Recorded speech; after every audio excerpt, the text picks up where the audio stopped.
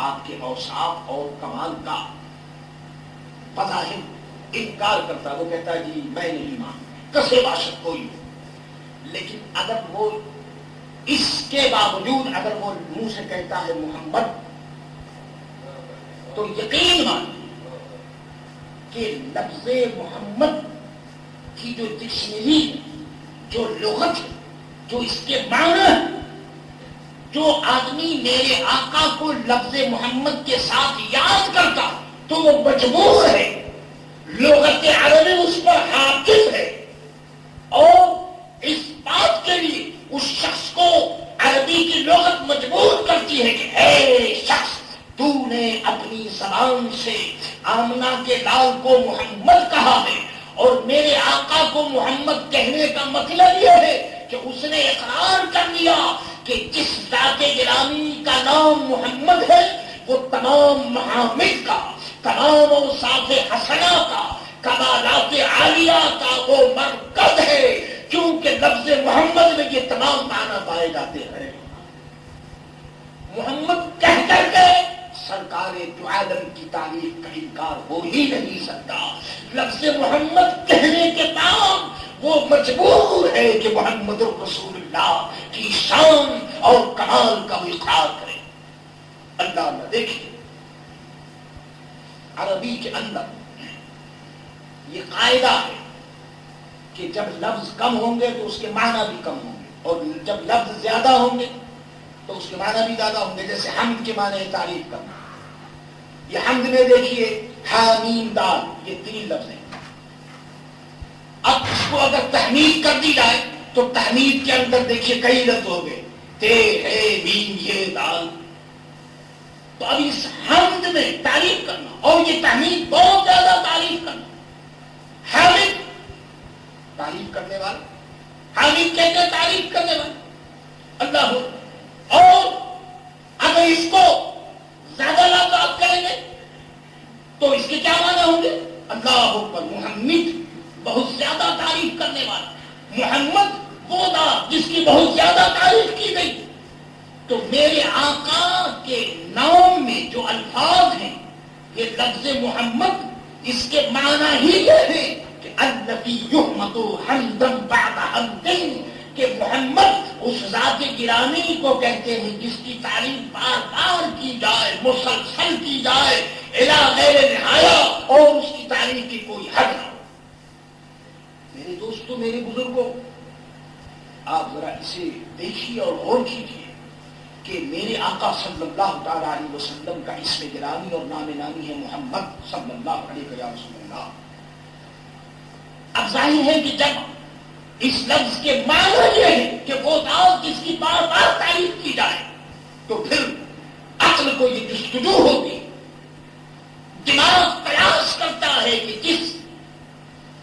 ذات کا جو نام ہے، اس کے نام کی جب یہ معنی ہے کہ اس کی بار بار تعریف کی جائے، تو پھر تعریف کرنے والا کون، اور کون اس کی تعریف کرتا ہے؟ اللہ اللہ۔ تو اس مسئلے کو محدثین نے اس حدیث کے ذریعے حل کیا، اللہ اللہ۔ اور بڑے مزے کی بات ارشاد فرمائی، ارشاد فرمایا حدیث میں اس چیز کو ظاہر کیا گیا، فرمایا کہ اے میرے محبوب، اے میرے مطلوب صلی اللہ تعالی علیہ وسلم، اللہ اللہ، ارشاد فرمایا کہ دیکھو، اذا حمدتک، اے میرے محبوب، جب میں تیری تعریف کروں تو فانت محمد، رب فرماتا ہے کہ جب میں تیری تعریف کروں تو تو محمد ہے، وَإِذَا حَمِدْتَنِي، اور جب تو میری تعریف کرے تو فَأَنَا مَحْمُودٌ، تو میں محمود ہوں۔ یعنی میرے آقا کا نام محمد بھی ہے اور احمد بھی ہے، اور اللہ تعالیٰ علیہ وسلم سیدھی سی بات میں آپ کے سامنے پیش کروں۔ دیکھیے، مبتدا اور خبر سینٹینس میں دو حصے ہوتے ہیں، پہلا حصہ مبتدا کہلاتا ہے، دوسرا خبر کہلاتا ہے۔ زید قائم، زید کھڑا ہے، جی۔ تو ان دونوں حصے میں ضروری ہے کہ معنی کے اعتبار سے مخالفت نہ ہو۔ یعنی آپ یہ تو کہہ سکتے ہیں کہ زید عالم ہے، یہ تو کہہ سکتے ہیں، زید عالم ہو سکتا ہے، لیکن آپ یہ نہیں کہہ سکتے کہ عالم جاہل ہے، یہ نہیں کہہ سکتے، کیونکہ جو عالم ہوگا وہ جاہل نہیں ہوگا۔ آپ یہ تو کہہ سکتے ہیں کہ عمر جو ہے وہ سچا، لیکن آپ یہ نہیں کہہ سکتے کہ جو سچا ہے وہ جھوٹا ہے۔ صادق الکاذب آپ نہیں کہہ سکتے، صادق جو ہوگا، جو سچا ہوگا وہ جھوٹا نہیں ہو سکتا۔ اللہ اللہ، تو معلوم یہ ہوا کہ مبتدا اور خبر میں معنی کے اعتبار سے مخالفت نہیں ہونی چاہیے بلکہ مطابقت ہونی چاہیے۔ یہ محمد جو ہے وہ مبتدا ہے اور رسول اللہ اس کی خبر ہے، یعنی جب آپ نے ایک ذات کو محمد مان لیا تو آپ یہ کہیے کہ وہ رسول اللہ ہے، وہ نبی اللہ ہے، وہ حبیب اللہ ہے، وہ شفیع المذنبین ہے۔ جتنی تعریف ہے آپ کرتے جائیں، لیکن اگر کوئی تنقید کرے گا تو لفظ محمد اس کی مخالفت کرے گا، کیونکہ جو محمد ہے وہ تنقید کا محل نہیں ہو سکتا، وہ تو تعریف کا محل ہے۔ وہ تنقید اور برائی اور کمی کا مرکز نہیں قرار پایا جا سکتا، وہ تو تعریف اور تحسین اور کمالات کا مرکز ہے۔ اس لیے لفظ محمد کو محمد مان کر محمد الرسول اللہ کی کوئی تنقید کر ہی نہیں سکتا۔ اسی لیے ہمارے علماء نے فرمایا کہ محمد الرسول اللہ کو محامد کا اوصاف کا موضوع تو بنایا جا سکتا ہے، لیکن تنقید کا موضوع نہیں بنایا جا سکتا۔ میرے دوستو، میرے آقا محامد کے موضوع تو ہو سکتے ہیں اور ہے الحمدللہ اور ہوتے رہیں گے، لیکن مناظرہ، مقابلہ اور مجادلہ اس کا موضوع محمد الرسول اللہ کو نہیں بنایا جا سکتا، کیونکہ محمد وہ ذات گرامی ہے جس پر تمام محامد اور تمام اوصاف اور فضائل اور کمالات ختم۔ اللہ اللہ، ذرا اندازہ تو کیجیے۔ یہی وجہ کافر لوگ جو تھے ان کو معلوم تھا، کیونکہ وہ لوگ عربی کے بڑے واقف تھے، ان کو پتا تھا کہ یہ جب تک لفظ محمد باقی رہے گا ہم ان کی شان میں برائی نہیں کر سکتے۔ وہ چونکہ عربی ڈکشنری سے واقف تھے، صاحب زبان تھے، زبان والے تھے، عربی کو وہ جانتے تھے، تو انہوں نے ایک تجویز پیش کی، اور تجویز عجیب ہے، سن لیجیے۔ وہ کافروں کی یہ تجویز تھی کہ جب تک یہ لفظ محمد باقی رہے گا ہم تو ان کی شان میں کمی بیان نہیں کر سکتے، تو انہوں نے یہ کوشش کی کہ ان کے نام ہی کو بدل دیا جائے۔ کافروں نے اس کو خوب سمجھا کہ نام کو بدل دیا جائے، کیونکہ وہ سمجھتے تھے کہ جب نام محمد کو بدل دیا جائے گا تو پھر میرے لیے آسان ہو جائے گا۔ وہ سمجھتے تھے کہ ہم ان کی تنقید کریں اور برائی بیان کریں، تو انہوں نے جناب لفظ محمد کو معاذ اللہ حضور کے نام کو محمد کے بجائے مزمم کہنا انہوں نے شروع کر دیا، کیونکہ وہ سمجھتے تھے کہ محمد کہہ کر کسی کی تنقید نہیں ہو سکتی، اس لیے پہلے نام کو بدلو، جب نام کو ہم بدلیں گے تو پھر ذات میں اور صفات میں ہم برائی نکال سکتے ہیں۔ چونکہ وہ زبان والے تھے، وہ سمجھتے تھے کہ اس کے بغیر تو ہمارا معاملہ حل نہیں ہوتا، تو انہوں نے کہا نام کو بدل ڈالا۔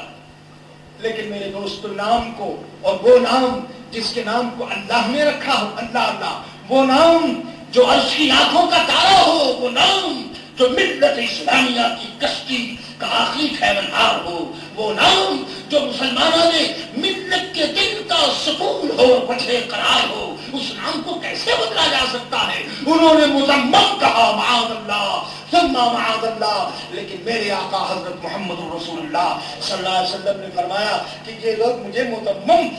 کہتے ہیں اور بکواس کرتے ہیں، میرا نام تو میرے رب نے محمد رکھا ہے، میں تو محمد ہوں۔ میرے دوستو، چونکہ وہ نام کو نہیں بدل سکے، اس لیے اللہ تبارک و تعالیٰ کا یہ فضل و کرم تھا میرے آقا پر کہ نہ وہ نام کو بدل سکے، تو جو آدمی نام کو نہ بدل سکا وہ صفات کو کیا بدل سکتے تھے؟ الحمدللہ آپ کا نام بھی قائم رہا، صفات بھی قائم رہے، آپ کا مرتبہ بھی قائم رہا۔ میرے دوستو، میرے بزرگوں، اندازہ کیجیے اللہ اللہ کہ یہ محمد الرسول اللہ کا جو یہ جملہ ہے، یہی تمام ایمان اور یقین کی جتنی باتیں ہو سکتی ہیں وہ تمام بات اس محمد الرسول اللہ کے اندر پوشیدہ ہے، اور قرآن مقدس نے بڑی شان اور بڑے مخصوص انداز میں کہا کہ محمد الرسول اللہ، اور اس کا اظہار سرکار دو عالم صلی اللہ تعالی علیہ وسلم نے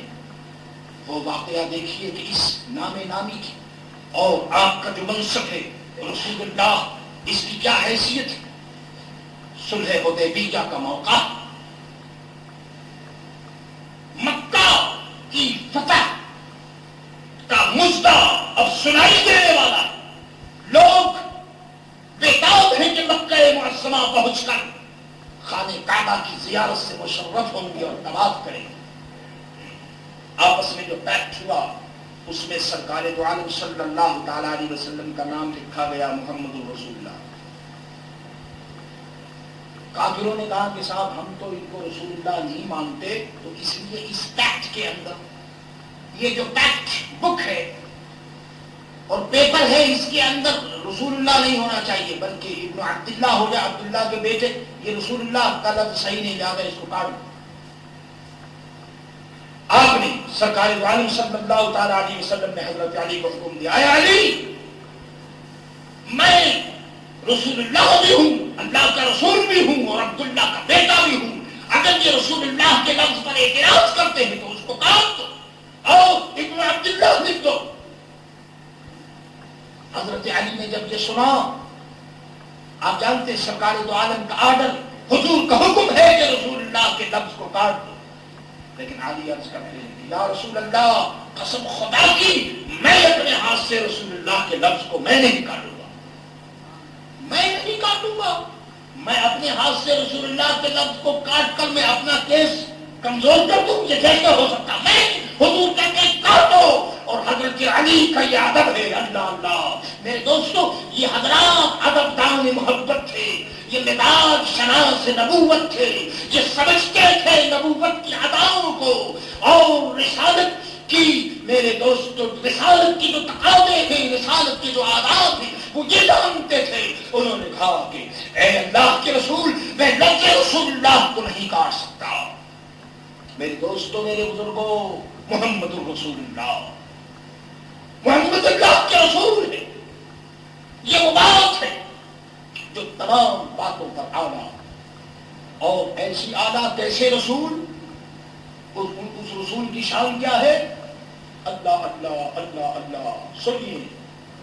حضرت امام حقیق رضی اللہ تعالی عنہ نے عبداللہ ابن سلام رضی اللہ تعالی عنہ سے وہ روایت کرتے ہیں، فرمایا کہ ان اکرم خلیفۃ اللہ، ارشاد فرماتے ہیں اللہ تبارک و تعالی کہ خلیفہ میں سب سے زیادہ اکرم، سب سے زیادہ معظم و رسپیکٹڈ جو ذات گرامی